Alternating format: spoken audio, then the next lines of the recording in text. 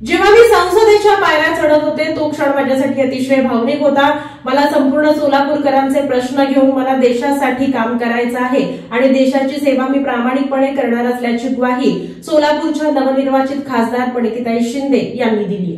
लोकांची सेवा करण्यासाठी लोकशाहीचं मंदिर असलेल्या संसदेत पहिलं पाऊल मी टाकत होते आणि तो क्षण माझ्यासाठी भावनिक होता।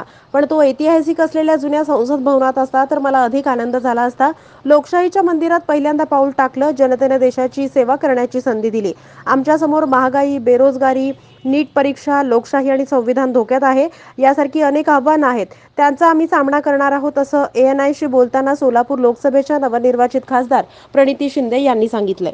18 लोकसभा का फर्स्ट डे है और आप पहली बार संसद में पहुंची हैं और नए संसद में पहुंची हैं, क्या कहना है आपका? नहीं, it was a very emotional moment when I was climbing up the steps, but I wish it had been in the old Parliament House because I think that one has more history or that एक iconic वो था, लेकिन nevertheless it was my first step in this temple of democracy और बहुत ही emotional महसूस हुआ मुझे और गर्व लगा कि हमारे देश के लिए हम सेवा कर रहे हैं और जी बहुत इमोशनल मोमेंट था और looking forward to working and serving the people of this country. आपके लिए एक फर्स्ट टाइम MP और आप चूंकि युवा वर्ग का प्रतिनिधित्व कर रही हैं, तो क्या आपके एजेंडे? मैं 3 टर्म MLA रह चुकी हूँ महाराष्ट्र में और अभी MP का प्रवास मेरा शुरू हुआ है, तो जरूर काफी चैलेंजेस हैं, महंगाई के हैं,